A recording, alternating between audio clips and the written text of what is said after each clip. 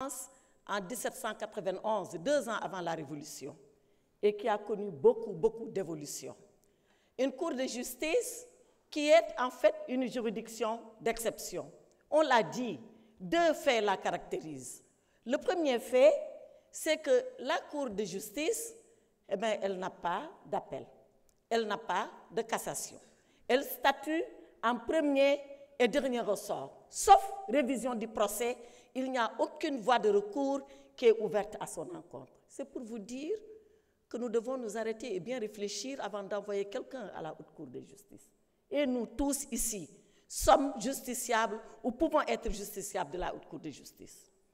La deuxième particularité de la haute cour de justice, c'est que ce sont les députés qui prononcent l'acte d'accusation. Depuis ce matin, j'entends des collègues dire « nous ne sommes pas la justice, nous ne sommes pas un hakagne ». On est la justice, aujourd'hui on est la justice. Parce que c'est nous qui allons prendre le réquisitoire qui va envoyer le député en justice. On a pris la place du procureur. On dit séparation des pouvoirs.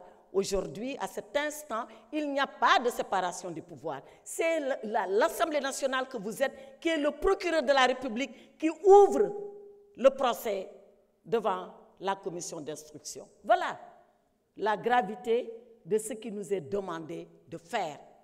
Aujourd'hui, par ce que nous allons faire, nous allons dire aux juges, ouvrez maintenant la procédure. Si on ne le fait pas, la procédure ne part pas. Donc l'Assemblée nationale est aujourd'hui dans la position d'un procureur de la République, maître des poursuites. Donc qu'on ne vienne pas dire on n'est pas le juge. Si, ici on fait œuvre de justice. Cela, je le dis, Monsieur le Président, c'est pour arriver à 2 principes. Dire qu'ici à l'Assemblée nationale, nous faisons office de procureur de la République. Et puisque nous faisons office de procureur de la République, mettons-nous dans la tête un principe absolument important, un principe indépassable en droit pénal, c'est la présomption d'innocence. Tout le monde vient dire, oui, la présomption d'innocence. Mais c'est quoi la présomption d'innocence? Ce n'est pas de dire que la personne elle est innocente jusqu'à ce qu'elle soit jugée. Oui, mais une fois qu'on a dit ça, et après, c'est surtout de considérer qu'on ne peut pas, à partir de simples déclarations, casser cette présomption d'innocence et dire on vous envoie à la justice. Or, dans tous les dossiers qui nous ont été présentés ici, qu'avons-nous vu? Pourquoi on dit c'est la version des DAGE contre la version des ministres? Parce qu'il n'y a eu que des DAGE qui ont accusé des ministres. Or, la présomption, ce ne sont pas des déclarations gratuites. La présomption, c'est des faits qui indiquent que cette personne, elle peut être supposée avoir fait cela.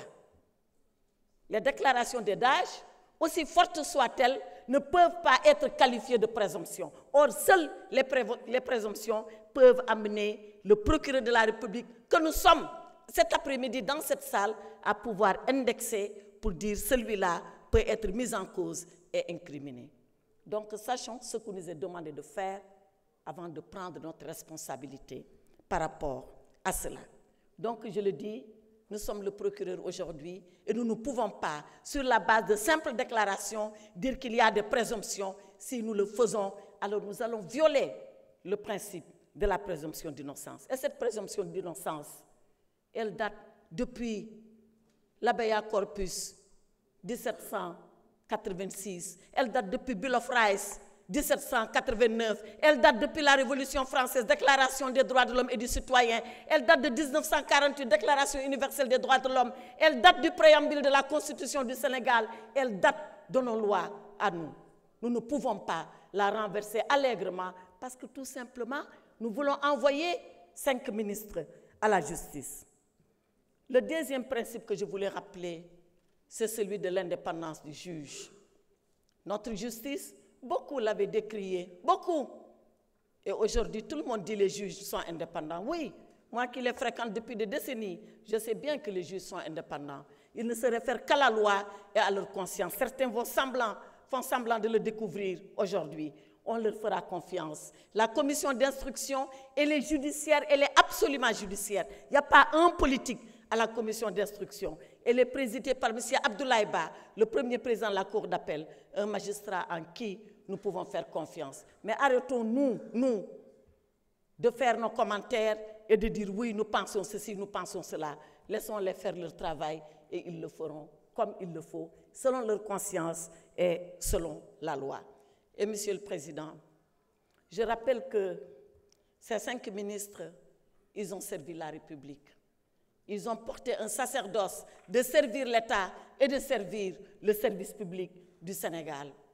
Et je considère, pour les avoir connus, que ce sont des ministres qui étaient rigoureux dans le sacerdoce qui leur incombait. Monsieur le Président, je l'ai été comme eux.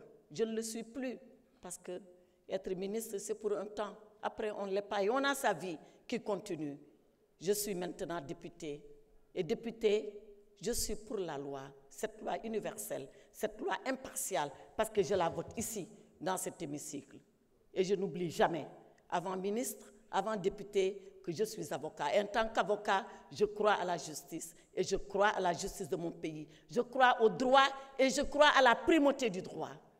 Et c'est sur le fondement de tout cela, de ma conviction en la République que ces ministres-là ont inlassablement servi, de ma conviction en l'impartialité et en l'université de la loi, de ma conviction en l'indépendance des juges et à la primauté du droit, que je dis que cette mise en accusation ne peut pas être votée. Elle ne peut pas être votée parce qu'elle est illégale. Elle ne peut pas être votée parce qu'aucune présomption n'existe et n'a été prouvée, rapportée contre ces ministres. Elle ne peut pas être votée parce que le jour où on le fera, on portera atteinte à la justice, on portera atteinte au droit, on portera atteinte à la règle de droit. Je vous remercie, Monsieur le Président.